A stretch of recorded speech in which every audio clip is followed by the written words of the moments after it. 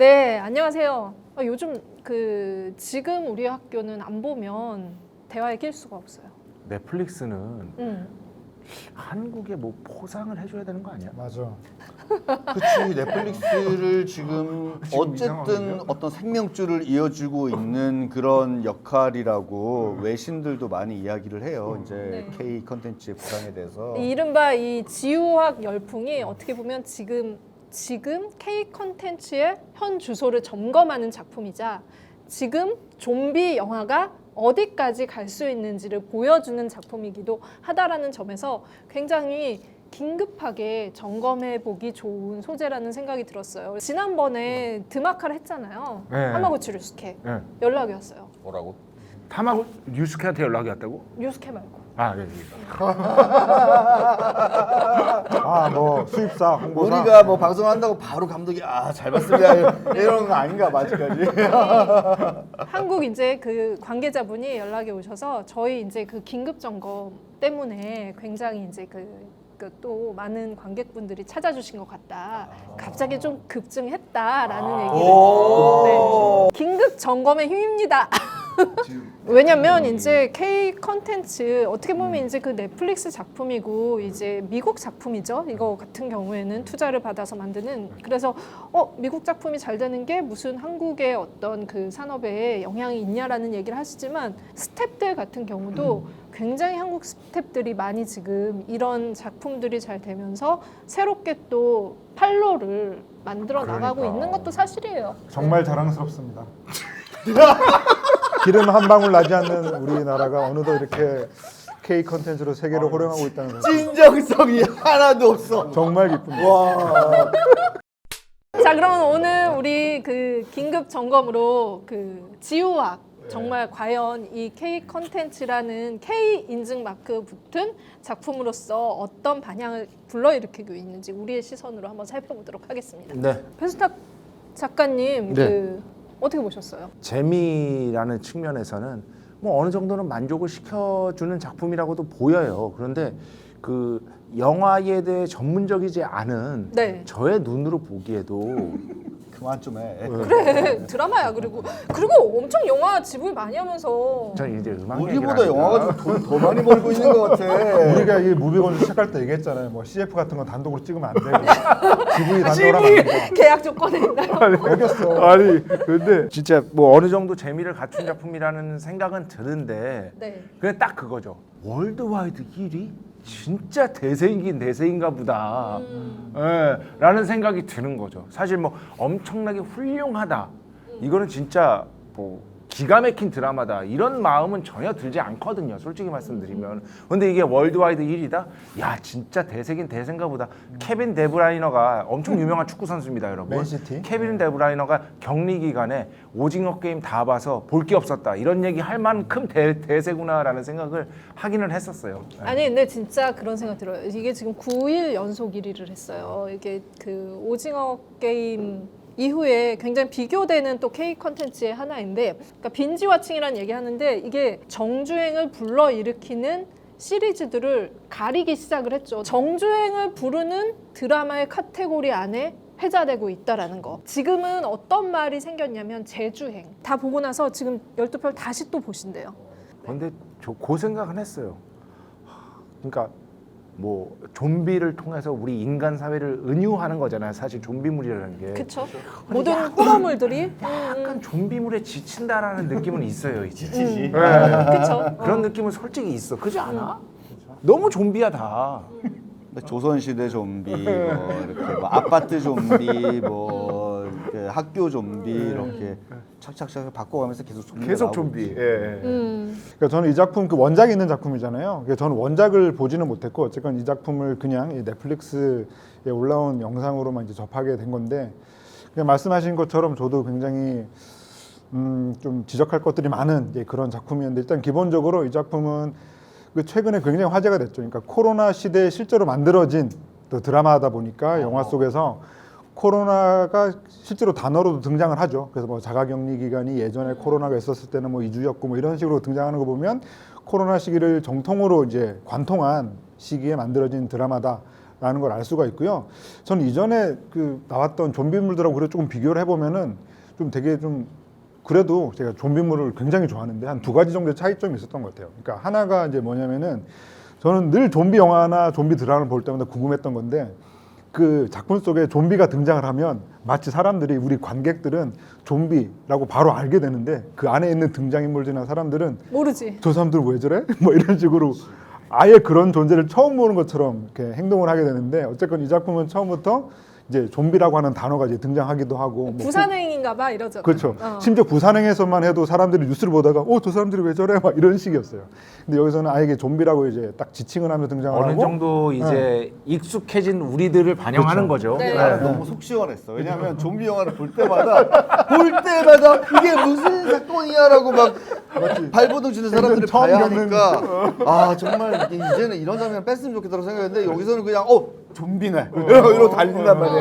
예, 또 하나는 이제 이런 것도 있어요. 그러니까 사실은 지금까지 봤던 수많은 뭐 좀비 영화들 그러니까 뭐 워킹 데드도 그렇고 뭐 월드워지도 그렇고 또 최근에 또 화제가 되고 있는 뭐 이미 좀 나온 지는 됐지만 블랙 서머 같은 작품도 이제 넷플릭스에서 인기가 많은데 이제 그런 작품들 보면 하나같이 이미 막 세상이 다 망해버렸어. 다 망해버린 상황에서 사람들이 어딘가에 막 생존자가 있을지 몰라 이러면서 막 계속 무선을 때리고 막 차를 타고 막 계속 돌아다니고 하는데 어쨌건 이 지금 우리 학교는 말 그대로 지금 우리 학교만 그런 거죠. 그러니까 영화 속에서 효산시라고 표현되는 그 지역과 학교만 그런 거고 외부는 다 이제 뭐 좀비의 어떤 피해를 입지 않은 그런 지역이다 보니까 그런 설정들이 저는 이전에 등장했던 좀비물들랑 좀 달라서 그런 것들은 어쨌건 신선하게 그 느끼면서 어쨌건 그래도 끝까지 좀 만족할 때 만족하고 만족하지 못할 때 못하면서 끝까지 보긴 한 것 같아요. 네. 표현 수위에 대한 이야기들을 많이 하는데 저는 오히려 그렇게 잔인하다는 생각을 하지는 않았거든요. 저도. 그리고 어떤 느낌을 가졌냐면 한국 좀비 영화들이 등급이 굉장히 낮아요. 어떤 인간의 어떤 그 형체 자체를 고스란히 그냥 놔둬요. 놔두고 분장을 해요. 그런데 이제 외국 좀비 영화들을 보면 정말 온몸이 썩어서 떨어져 나가 있다거나 그리고 좀비 장르라는 것은 기본적으로 고어 장면이 많이 나올 수밖에 없어요. 왜냐하면 좀비들은 사람의 살을 뜯어먹는 이제 시체들이니까 그들의 형태 자체도 이제 신체적으로 약간 변형이 많이 되어 있는 상태인데다가 또 이제 수많은 좀비들이 와서 이제 피해자를 잡아서 몸을 막 뜯어내죠. 그런 데서 나오는 고어 장면은 기본적으로 있는 이제 장르라고 생각을 했기 때문에 좀비 장르가 한 번도 대중화된 적은 없었어요. 근데 좀비 장르의 대중화에 있어서 가장 중요한 두 가지 사건은 이제 워킹 데드라는 드라마와 그리고 월드워 Z라는 영화의 등장으로 시작이 됩니다. 잘 보면 월드워 Z도 좀비들의 신체가 그렇게 많이 변형이 되어 있거나 고어 장면이 많이 나오지 않습니다. 그 두 드라마와 영화가 이제 대중화시킨 좀비 장르가 한국에 굉장히 막는 거죠. 그러니까 한국은 신체적인 고어가 나오는 걸 굉장히 싫어해요, 사람들이. 그렇기 때문에 이제 부산행도 그렇고 그리고 킹덤 같은 것도 그렇고 뭐 살아있다 같은 영화들도 그렇고 이 한국적 좀비 영화 안에서는 비교적 고어에 대한 어떤 역한 반응으로부터는 굉장히 자유롭습니다. 근데 그 측면에서 지금 우리 학교는 거기서 나아갔어요, 한 발자국. 그러니까 이거 지금 18금이잖아요, 그렇죠? 그러니까 정말 주인공들은 고등학생들이지만 그 안에서 벌어지는 엄청난 폭력과 그리고 그 정말 내장을 뜯어 먹습니다. 내장이 보이잖아 사실. 조지 로메로 90년대 이후의 좀비 영화들에서 그렇게 적나라하게 내장을 꺼내서 뭐 무슨 정말 순대처럼 꺼내가지고 먹는 그런 장면이 나오는 거는 정말 너무나 오랜만의 일이거든요, 이 장르에서는. 그래서 저는 이 장르 광으로서는 이 지금 우리 학교는이 굉장히 우리 최근에 나왔던 이제 뭐 15금 그런 좀비 장르물들로부터 좀 벗어나서 우리는 좀비 장르의 어떤 원형에 가까운 이야기를 좀 해보자라는 의지가 보이는데 이게 사실은 10몇 년이 넘었죠. 이 원작이 꽤 오래된 약간 웹툰계의 시조새 같은 작품입니다. 네. 그러니까 나온 시점이 그때이기 때문에 어떻게 보면 요즘 최근에 나온 좀비 트렌드를 어떻게 보면 전혀 그 원작이 생각을 하지 않고 써낸 이미 이전의 작품이기 때문에 훨씬 더 클래식해 보여요. 근데 오히려 그런 뭐 킹덤 같은 작품들보다 저는 지금 우리 학교는이 훨씬 뭐랄까 오랜 좀비 장르를 좋아하는 사람에게는 굉장히 원형의 클래식한 이야기를 잘 갖춘 그런 좀 탄탄한 이야기라는 생각이 들었어요, 저는. 저도 그 뼈가 나올 때 굉장히 놀랐어요. 뼈가 이렇게 튀어나오는 장면도 좀 깜짝 놀랐어. 네. 근데 그 정도는 저는 허락될 수 있는 한계 안에 고어 장면이라고 생각을 하거든요. 네, 저는 이제 이 영화의 12부작 그리고 전체 길이에 대해서는 할 말이 있긴 하지만 일단은 12부작을 끝까지 어느 정도의 부분을 넘어가면은 볼 수 있었다라는 데에서는 체감 속도가 그리 나쁘지는 않았었거든요. 근데 이제 보통 이제 워킹 데드 같은 경우 계속 시리즈로 나오고 있는데 보다가 자꾸 끄게 되잖아요. 그게 너무 캐릭터 전사를 너무 많이 보여주다 보니까 계속 플래시백이 나오니까 이게 이렇게 전진을 해야 되는데 전진이 안 되는데 이 영화는 이 시리즈는 12부작 그리고 한 편 한 편 길긴 하지만 전진이 되게 플래시백을 최소화했다라는 굉장히 강점이라고 생각을 해요. 근데 그렇게 할 수 있었던 건 뭐였냐면 여기에 진짜 다 나오잖아요. 미혼모부터 미혼모 문제, 왕따 문제, 학교에서 벌어질 수 있는 여러 가지 임대 아파트 문제. 그쵸, 임대 아파트 문제, 기생수라는 말까지 등장하고 다 있는데 이것들이 결국에는 굳이 하나하나 플래시백을 통해서 그러니까 설명해주지 않아도 이미 이제 헬조선이라는 키워드 안에 우리가 그냥 플래시백이 이미 만들어져 있다. 그래서 지금 흐름으로 봐서는 정말 똑같아요. 기생충부터 시작을 해서 DP, 오징어 게임, 지옥, 이렇게 킹덤 이런 것들 조선시대부터 시작한 모든 그런 이제 한국 사회의 그런 문제들을 학교 안에 응축시켜놨고 그것들이 탄탄하게 플래시백 기능을 하고 있기 때문에 이게 이제 12부가 앞으로 전진하는 이야기로만 좀 채워질 수 있었다라는 건 또 기존의 또 다른 또 이제 그 시리즈들과는 다른 좀 이 시리즈가 가지고 있는 좀 재미있는 지점이 않았나 좀 한 가지 좀 숙제를 풀었다라는 생각도 들더라고요. 한 편에 1시간이고 이게 12부예요. 근데 한 6부 이후로 넘어가면서 지체가 돼요. 어쩔 수 없이. 맞아요. 왜냐면 그때는 이제 반 좀비가 된 존재도 나오고 이야기들이 하나씩 생겨 나오고 각각의 또 캐릭터들의 약간 전사 같은 것도 다시 또 보여줘야 되고 또 합쳐지고 이러다 보니까 뒤에 이야기가 오히려 느슨해지거든요. 시리즈라는 느낌보다는 아주 긴 영화를 사람들에게 서비스한다라는 느낌으로 변모해 가고 있는 거예요. 시리즈 특징 자체가. 이게 지금 근데, 네. 마지막에 보면서는 뒷부분이 이렇게 늘어지면 안 되는데? 라는 느낌을 가지면서 조금 급격하게 지루해진다라는 생각을 했거든요. 왜냐하면 이렇게 어디 갇혀 있어. 좀비가 막 와. 그럼 그걸로 액션 서스펜스 만들어낼 수 있어요. 근데 그것도 몇 편 지나가잖아. 그러면 그 관객이 느끼는 어떤 좀비로부터 오는 공포감이라든지 그런 서스펜스가 확 줄어들어 버린다고요. 그러니까 그 뒷부분에서는 정말로 너무나 서스펜스가 일어나질 않아요. 좀비들이 아무리 나타나도. 그래서 그런 부분에 있어서는 시즌2는 저는 제발 한 회의 속도도 그렇고 모든 거를 좀 짧게 좀 갔으면 좋겠다라는 생각이 있어요. 이게 초반에 3부까지를 보고 나서 넘어가느냐 안 넘어가느냐가 되게 중요한데 이 시리즈 같은 경우는 거기서 포기하신 분들을 많이 봤거든요. 근데 요즘 1.5배속은 국룰이라는 말을 하잖아요. 1.5배속으로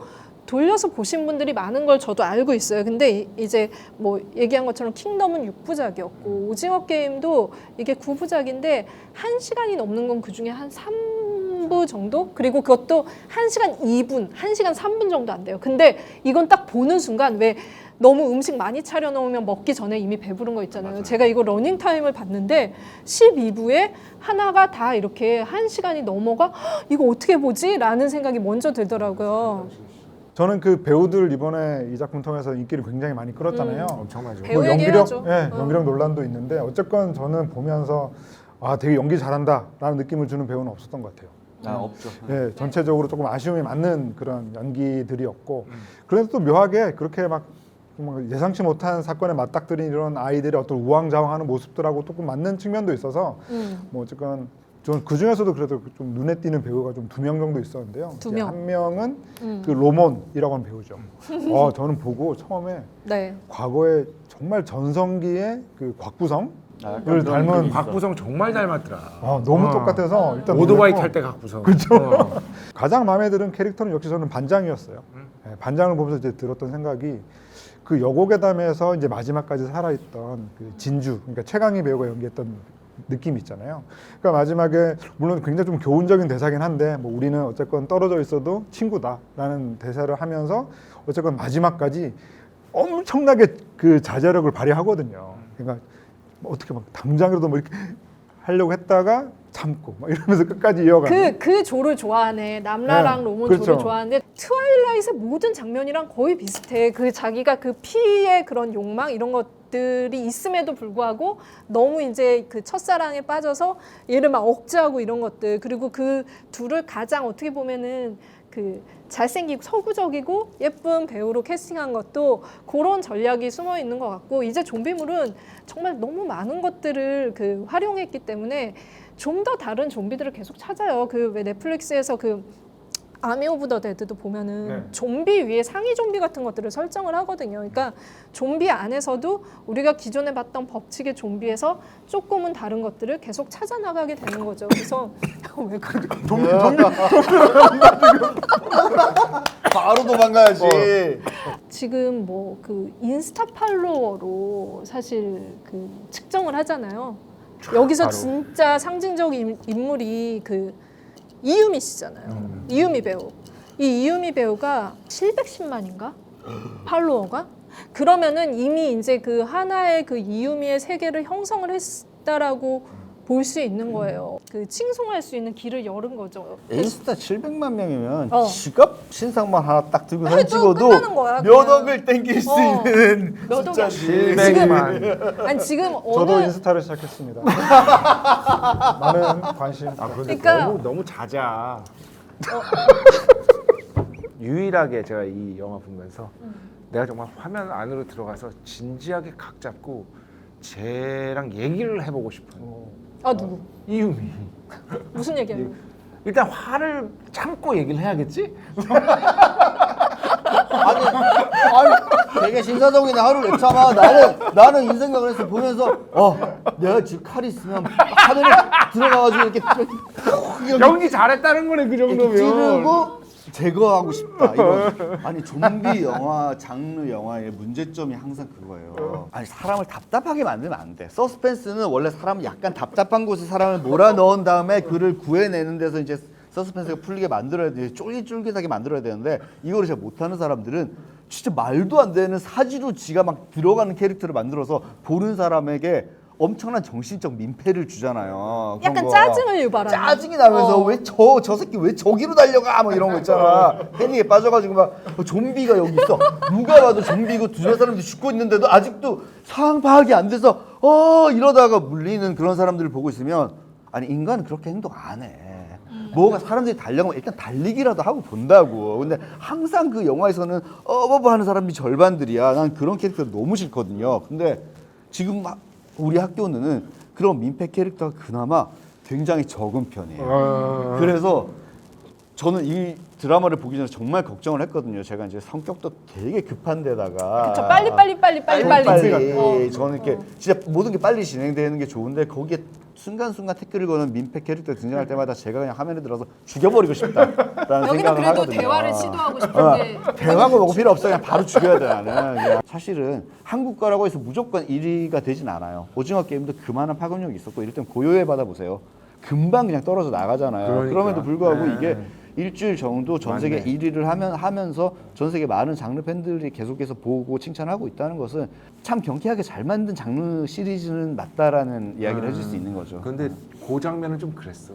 뭐 아니 그 벽 타는 장면 너무 세트 같더라 그거. 무슨 교무실 갈 때. 세트예요, 세트. 그 세트 잘하면 그건 했지. 영화를 다시 한번 얘기하지만 영화를 잘 모르는 내가 봐도 저것은 세트이구만이라고 너무 노골적으로 보이니까 그 교무실로 그 핸드폰 찾으러 가는 그 장면 그런 장면들은 조금 공을 들였어야 되지 않나. 이 좀비물이 창궐하면서 이 그 배우들, 그러니까 우리가 이렇게 막 알려진 배우들 말고 이 좀 약간 다양한 배우들이 일거리가 창출됐어요. 근데 하루 종일 이거 찍는다고 생각해봐. 저는 보면서 킹덤도 그렇고 이것도 보면서 와 진짜 얼마나 고생했을까 이 생각이 너무너무 들거든요. 한국 좀비는 이거 사람을 갈아 넣는 거야. 뛰고 막 뒤트고 막 해야 되는데 그거를 막 피범벅을 하고 막 해야 되잖아요. 좀비 엑스트라가 한국 좀비 엑스트라가 세계에서 제일 잘해요. 미친 듯이 뛰어주잖아 진짜. 그리고 요즘 점점 나아진 게 킹덤은 1시즌 처음 나왔을 때 멀리서 이렇게 좀 잡은 샷인데 거기서 보면 이제 좀비들이 배에 있던 좀비들이 그냥 이런 선착장 있잖아. 되게 좁은 곳. 거기를 막 뛰어가면서 주인공들을 쫓아오는데 잘 보면 물에 빠질까봐 좀비들이 걱정이 돼가지고 되게 뒤에 좀비들은 되게 천천히 지고 있어요. 이렇게 빠지면 큰일 나거든. 그래서 이걸 보면서 어떻게 이러면서 그런데 저 지금 우리 학교는 이제 그런 점이 전혀 없이 진짜 기가 막히게 뜨더라고 사람들이.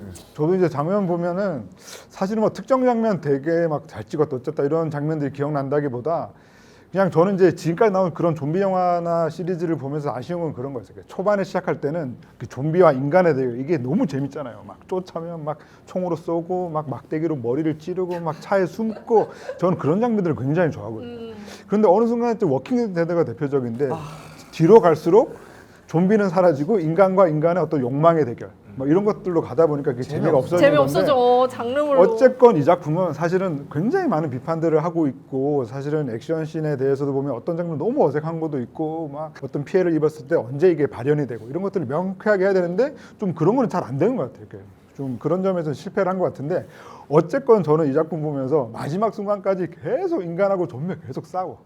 너무 못 찍었는데도 불구하고 되게 흥미롭게 본 장면이 도서관 장면이었어요. 맞아. 도서관 위에 올라가서 좀비들이 어떻게든 잡으려고 이러고 있고 그리고 그 책장이 착착 도미노처럼 넘어지고 보면 도미노처럼. 너무 못 찍었는데 그래도 어쨌건 간에 마지막 순간까지 계속 좀비랑 인간이 그걸 어쨌든 놓치지 않는다. 놓치지 굉장히 않는 고심한 그런 지형 지물을 어떻게 쓸지 킹덤에서 막 멍석이나 마루 그 밑으로 막 가는 그런 것들 있잖아요. 활용하는 것들이 학교라는 공간으로 과학실, 음악실 뭐 여러 가지를 활용했다라는 게 너무 재밌었다. 문제는 이게 이 시즌 2로 가면 학교라는 공간에서 이제 거의 벗어나게 되잖아요. 그렇게 되면 사실은 지금 우리 학교를 끌어가는 가장 재밌는 것은 부산행이랑 똑같아요.